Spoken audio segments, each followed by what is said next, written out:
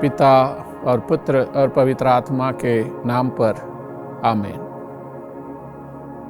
आप सभी दर्शकों को जय यीशु।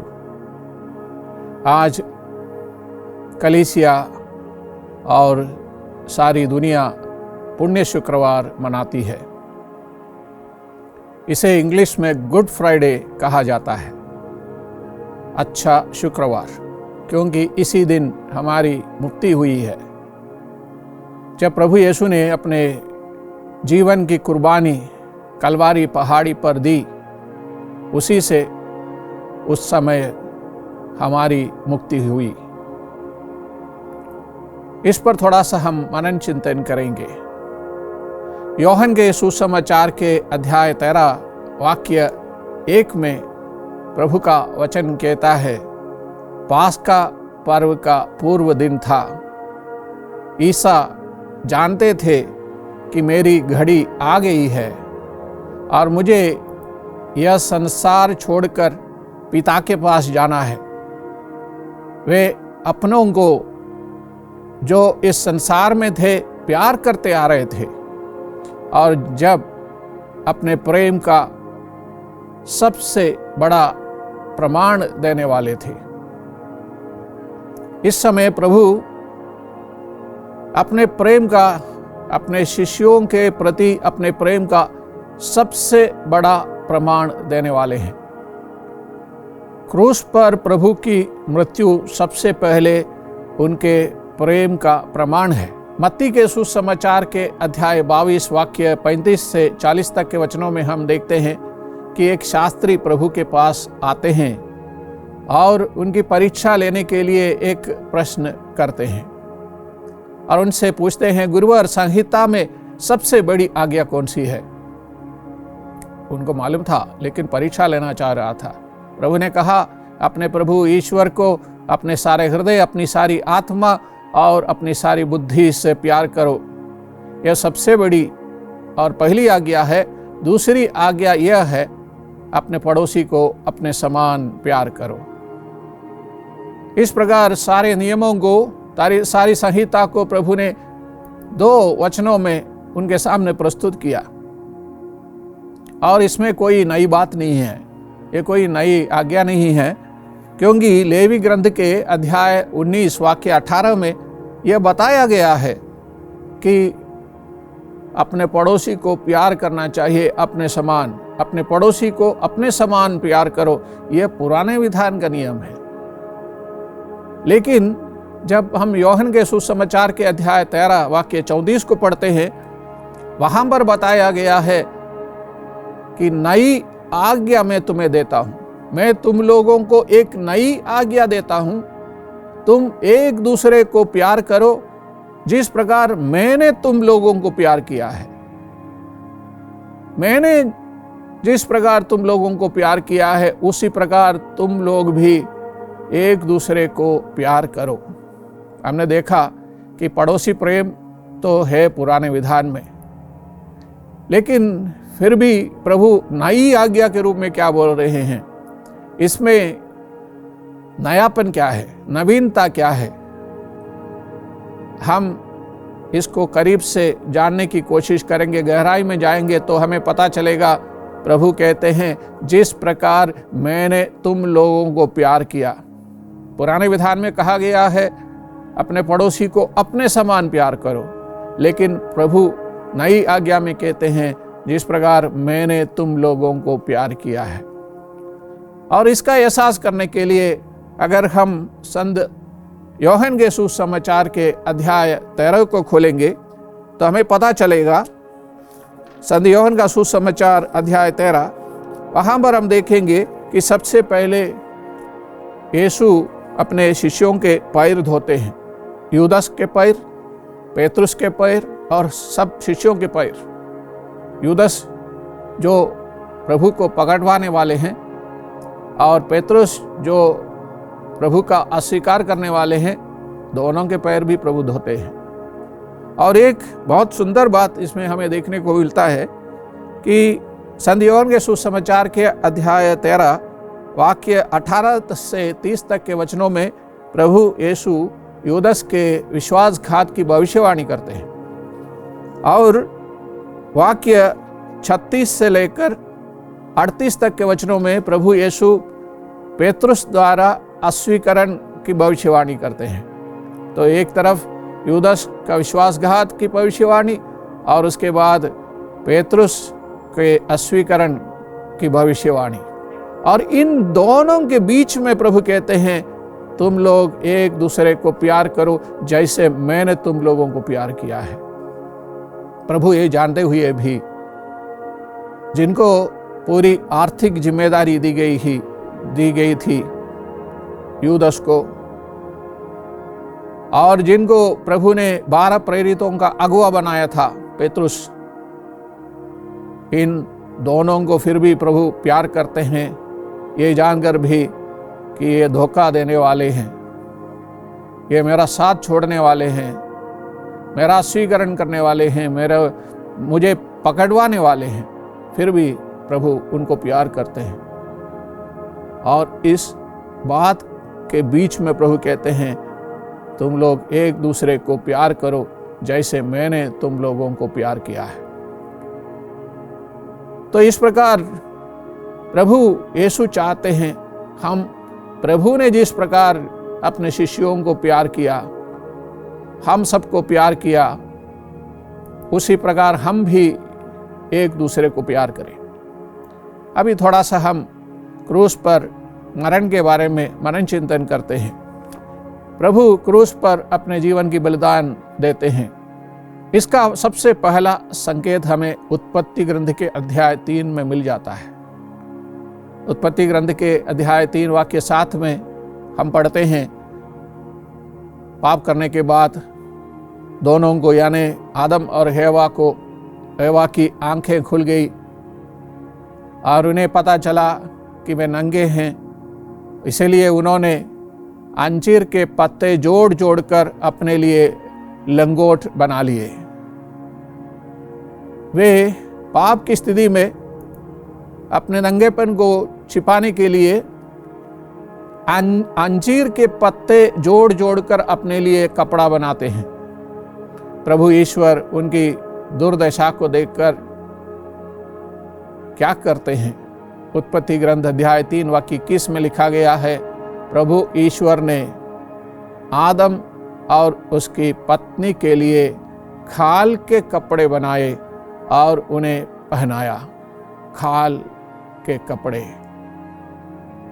Cloth of skin, animal skin. खाल के कपड़े बनाने के लिए किसी जानवर को मारना पड़ता है, मार के उसकी चमड़ी निकालना पड़ता है। इसका मतलब खाल के कपड़े का मतलब उसके पीछे कोई बलिदान है, कोई हत्या है, किसी जानवर की बलि दी गई, हत्या की गई। जब प्रभु यीशु क्रूस पर मरते हैं, वे हमको पहनाने के लिए मरते हैं, हमारे नंगेपन को छिपाने के लिए, हमें नया वस्त्र देने के लिए, नए कपड़े देने के लिए प्रभु क्रूस पर मरते हैं, मृत्यु को स्वीकार करते हैं।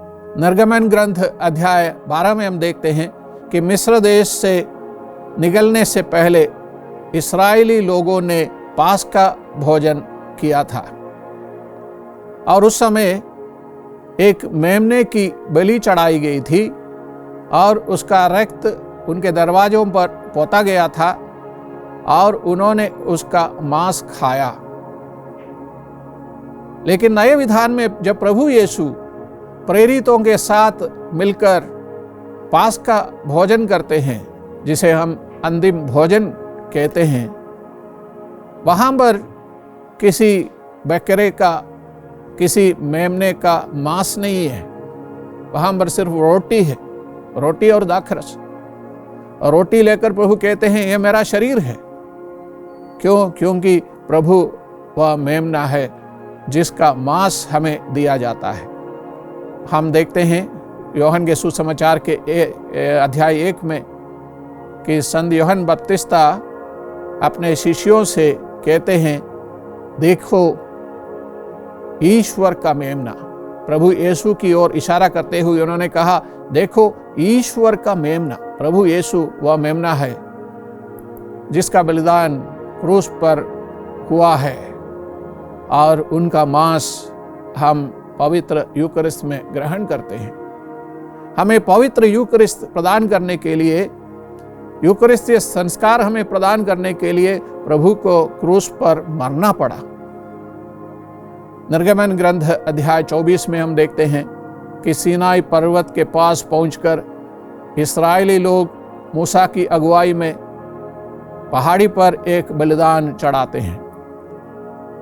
एक जानवर को मारा गया और उसका आधा रक्त बलिवेदी पर छिड़का गया, आधा रक्त लोगों पर, इस्राएली लोगों पर। इसका मतलब यह था कि प्रभु ईश्वर और इस्राएली जनता के बीच में एक विधान की स्थापना हुई है, और इस विधान के रक्त के रूप में, इस विधान को पक्का करने के लिए रक्त बहाया गया। उस रक्त को बलिवेदी पर, जो कि ईश्वर का प्रतीक है, और इस्राएलियों पर छिड़का गया। लूकास के सुसमाचार में हम देखते हैं अध्याय 22 वाक्य 20 में, दाखरस भरा कटोरा लेकर कहते हैं, यह नूतन विधान का मेरा रक्त है। पुराने विधान का रक्त जो सिनाई पर्वत पर छिड़का गया, उसी प्रकार नए विधान में किसी जानवर का रक्त नहीं, बल्कि प्रभु यीशु क्रिस्त का रक्त छिड़का जाता है। गणना ग्रंथ के अध्याय 21 में एक और संकेत हमें मिलता है।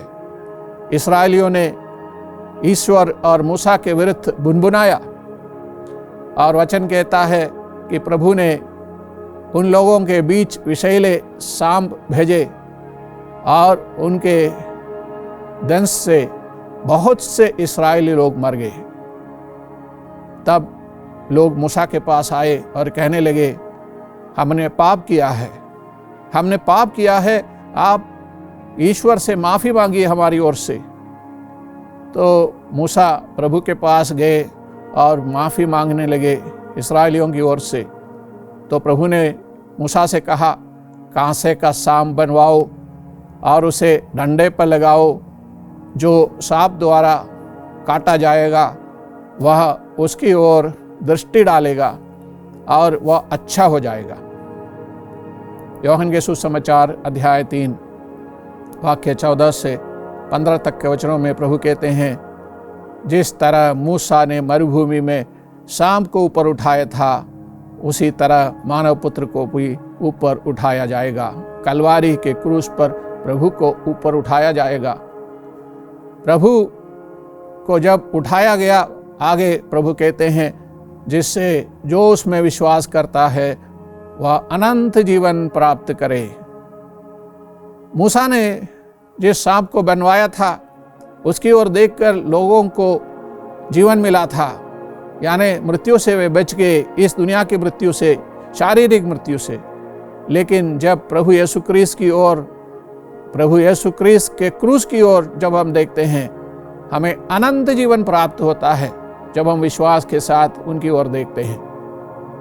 एक और प्रतीक है, बहुत सारे प्रतीक वैसे हैं, कुछ प्रतीकों पर हम मनन चिंतन कर रहे हैं। योना भी प्रभु का एक प्रतीक है। हम जानते हैं, योना के ग्रंथ में हम पढ़ते हैं कि प्रभु ने योना से कहा, तुम निनेवे जाओ, वहाँ के लोगों को मेरा वचन सुनाओ। किंतु योना ने प्रभु के सामने से भागकर तर्शिश के लिए प्रस्थान किया, और फिर उसे मुसीबतों का सामना करना पड़ता है। बाद में हम जानते हैं कि योना को लोगों ने उठाकर समुद्र में फेंक दिया और समुद्र शांत हो गया था। पहले आंधी आई थी, समुद्र को शांत करने के लिए उन्होंने योना को समुद्र में फेंक दिया।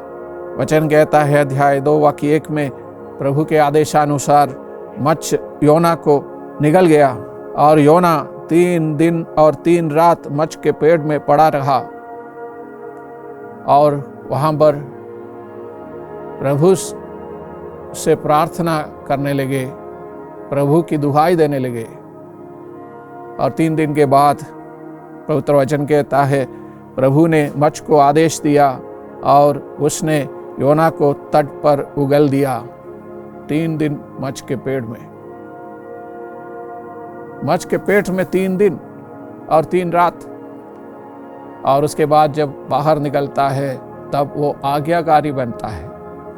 मच्छ के पेट में जाते समय योना आज्ञाओं का उल्लंघन करता था, लेकिन बाहर निकलकर वो ईश्वर की आज्ञा का पालन करता है।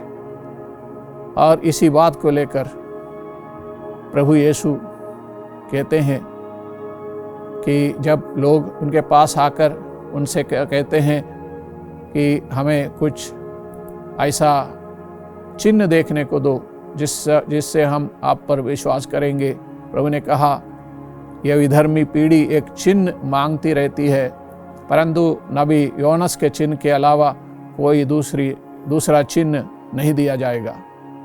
तो इस प्रकार योना प्रभु का एक प्रतीक है। योना का मच्छ के पेट में रहना, 3 दिन 3 रात प्रभु के कब्र में जाना का प्रतीक है। तो इस प्रकार हम देखते हैं कि प्रभु के बारे में बहुत सारे संकेत पुराने विधान में हमें मिल जाते हैं। दूसरी बात मैं आपके सामने रखना चाहता हूँ, वो यह है कि प्रभु की मृत्यु एक ही समय हत्या भी थी और साथ साथ एक बलिदान भी। प्रभु की हत्या की गई। यहूदियों ने रोमी शासकों के साथ मिलकर प्रभु की हत्या की, उन पर आरोप लगाया था। धार्मिक लोगों ने धार्मिक कचहरी में उन पर आरोप लगाया कि वे ईश निंदा कर रहे थे, ईश्वर होने का दावा करते थे, ईश्वर के पुत्र होने का दावा करते थे। और इसलिए अन्नस और कैफस के पास उनको खड़ा कर दिया। यहूदियों के महासभा के सामने भी प्रभु को खड़ा कर दिया। वहाँ पर उन्होंने उन पर ईश निंदा का आरोप लगाया। लेवी ग्रंथ अध्याय 24 वाक्य 16 के अनुसार ईश निंदा करने वालों को पत्थर से मारकर उनकी हत्या की जानी चाहिए। यह उनका दंड था, ईश निंदा करने वालों का पत्थर से मार डालना। लेकिन वे यहूदी लोग प्रभु को क्रूस पर चढ़ाना चाहते थे, क्रूर मृत्यु देना चाहते थे। इसलिए वे रोमी शासन की मदद लेते हैं। वैसे भी यहूदी लोग किसी को प्राणदंड की आज्ञा नहीं दे सकते थे उस समय, क्योंकि वे रोमी शासन में रहते थे। रोमी लोग उन पर राज करते थे। इसलिए वे पिलातुस के पास प्रभु को ले जाते हैं और वहाँ पर पिलातुस के सामने ईश निंदा का आरोप लगाने से कोई फायदा नहीं, क्योंकि पिलातुस को उसमें कोई रुचि नहीं है, ईश निंदा करे ना करे। इसलिए यहूदियों ने क्या किया, उन्होंने यीशु पर यह दोष लगाया कि वे स्वयं अपने आप को राजा घोषित कर रहे हैं, वे राजा होने का दावा कर रहे हैं। और इसलिए पिलातुस के सामने उनको खड़ा कर दिया। पिलातुस ने उनसे पूछताछ की और पिलातुस ने उनमें कोई पाप नहीं पाया, दोष नहीं पाया। पिलातुस ने लोगों से कहा, मैं तो इसमें कोई दोष नहीं पाता हूँ, लेकिन लोग चिल्लाते रहे, उसे क्रूस दीजिए, उसे क्रूस दीजिए। तो इस प्रकार उनकी हत्या की गई। तो इस प्रकार से हम देखते हैं कि प्रभु यीशु की मृत्यु एक हत्या थी, लेकिन उसके साथ साथ एक बलिदान भी था। प्रभु यीशु का बलिदान था, उनकी मृत्यु एक बलिदान था। और उस बलिदान के बारे में हम क्या समझते हैं? संत यूहन्ना के सुसमाचार के अध्याय 10 वाक्य 18 में प्रभु स्वयं कहते हैं, कोई मुझसे मेरा जीवन नहीं हर सकता, मैं स्वयं उसे अर्पित करता हूँ। मुझे अपना जीवन अर्पित करने और उसे फिर ग्रहण करने का अधिकार है। मैं अपना जीवन स्वयं अर्पित करता हूँ। इसका मतलब यहूदियों की दृष्टि से वो एक हत्या है, लेकिन प्रभु अपने आप को अर्पित कर रहे हैं। यानी कि प्रभु अगर चाहते हैं कि मृत्यु से दूर भागना है तो भाग सकते थे, लेकिन उन्होंने अपने आप को अर्पित कर दिया। इसलिए उन्होंने कहा, मैं अपना जीवन स्वयं अर्पित करता हूँ। लेकिन आज हमारे लिए प्रभु क्या संदेश देना चाहते हैं? हम लूकस के सुसमाचार के अध्याय 9 वाक्य 23 में देखते हैं कि प्रभु अपने शिष्यों से कहते हैं, जो मेरा अनुसरण करना चाहता है वह आत्मत्याग करे और प्रतिदिन अपना क्रूस उठाकर मेरे पीछे हो ले। दो बातें हैं इसमें। जो मेरा शिष्य बनना चाहता है, सबसे पहले वो आत्मत्याग करे, दूसरा अपना क्रूस उठा ले। कब? प्रतिदिन अपना क्रूस उठाए। तो शिष्य बनने का रास्ता है आत्मत्याग और प्रतिदिन क्रूस उठाना। ये प्रतिदिन का क्रूस क्या है? यीशु के मार्ग पर चलने के लिए जिस अनुशासन की जरूरत है वह है प्रतिदिन का क्रूस। परिवार संभालने की जिम्मेदारी और उसमें जो कठिनाई हमें महसूस होती है वह हमारे प्रतिदिन का क्रूस है। समर्पण जीवन की चुनौती, समर्पित लोगों के लिए समर्पित जीवन की जिम्मेदारी और उससे संबंधित कठिनाई, ये सब उनके दैनिक जीवन का क्रूस है। वैवाहिक जीवन बिताने वालों के लिए वैवाहिक जीवन की पवित्रता को बनाए रखने के लिए जो जिम्मेदारी है वह उनके दैनिक जीवन का क्रूस है। अपने कर्तव्यों को निभाने के लिए तथा कड़ी मेहनत जो हमें करना पड़ता है जीवन में, ये सब हमारे दैनिक जीवन का क्रूस है। मेरी बीमारी या मेरे परिवार के किसी सदस्य की बीमारी मेरे दैनिक जीवन का क्रूस है।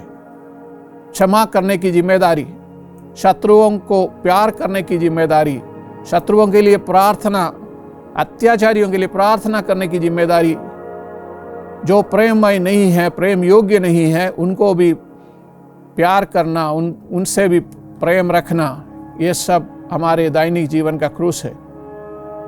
अपने पास जो कुछ है उसमें से कुछ हमसे ज़्यादा गरीब लोगों को देना और उससे जो कठिनाई होती है वो भी दैनिक जीवन का क्रूस है। तोबित के ग्रंथ में हम पाते हैं अध्याय 4 में कि तोबित अपने पुत्र तोबियस से कहता है, बेटा जब तुम समर्थी में हो तो बहुत देना लोगों को, गरीबों को, और जब गरीबी में तुम जीवन बिताओगे तो भी अपने पास जो कुछ है उसमें से दूसरों को देना हमेशा। समर्थी में ज़्यादा देना, गरीबी में भी देना। कुरिन्थियों को लिखते हुए अपने दूसरे पत्र में अध्याय 9 वाक्य 6 से 9 तक के वचनों में संत पौलुस कहते हैं, इसका ध्यान रखें कि जो बोता है, जो कम बोता है वह कम लुनता है, और जो अधिक बोता है वह अधिक लुनता है।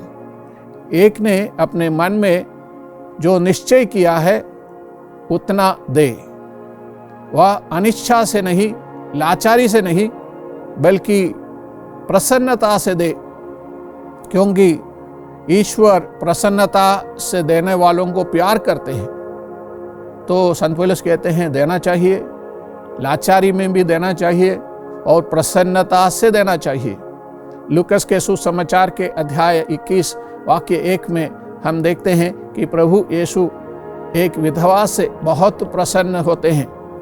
उसने क्या किया? मंदिर में जब लोग बहुत पैसे डाल रहे थे, एक विधवा आई, उसने 2 अधेले उस मंदिर के खजाने में डाल दी और उसे देखकर प्रभु उसकी प्रशंसा करते हैं। यानी अपनी तंगहाली में, अपनी गरीबी में देना, ये दैनिक जीवन का क्रूस है। यूहन्ना के सुसमाचार के अध्याय 4 में हम देखते हैं कि सामारी स्त्री, एक प्यासी महिला कुएं के पास आती है। वो प्यासी है, लेकिन उस प्यासी महिला से प्रभु कहते हैं मुझे पानी पिला दो। ये क्रूस का पहला पाठ है। जब हम प्यासे रहेंगे, भूखे रहेंगे, तब भी प्रभु हमसे मांगेंगे पानी पिलाओ, खाना खिलाओ। हमारी तंगाली में भी देना, ये क्रूस का मतलब है। अपनी समर्थी में देना आसान है, लेकिन तंगाली में देना, जब हमारे पास बहुत कम है फिर भी देना बहुत बड़ी बात होती है।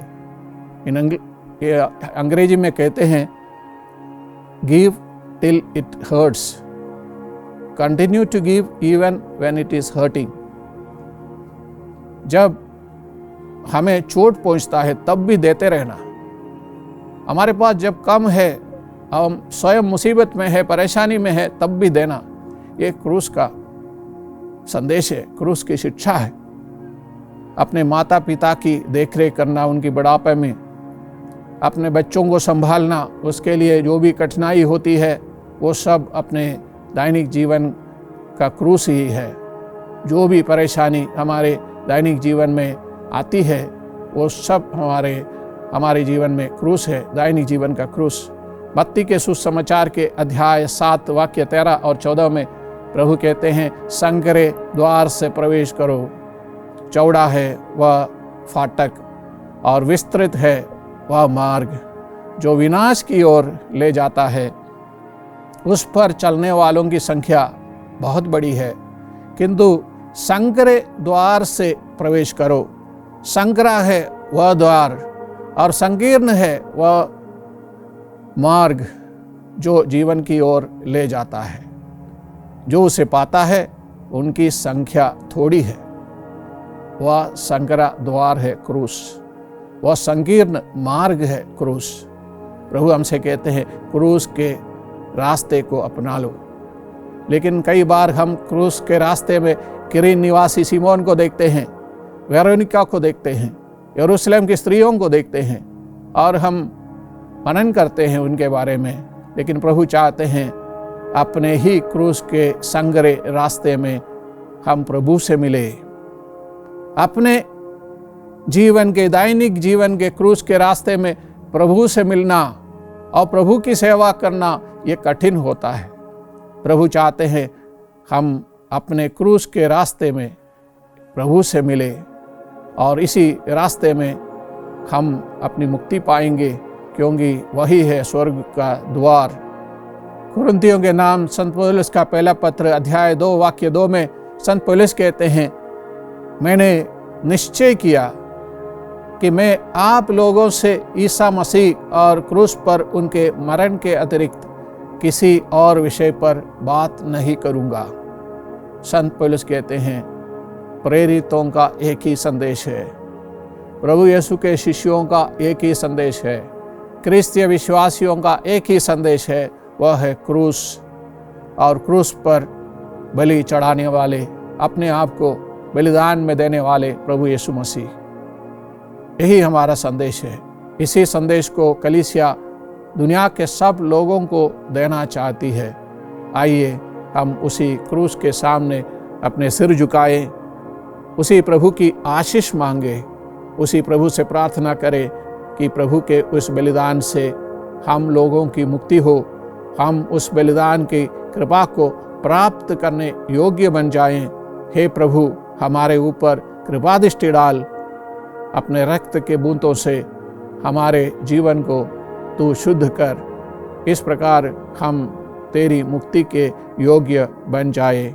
आमीन।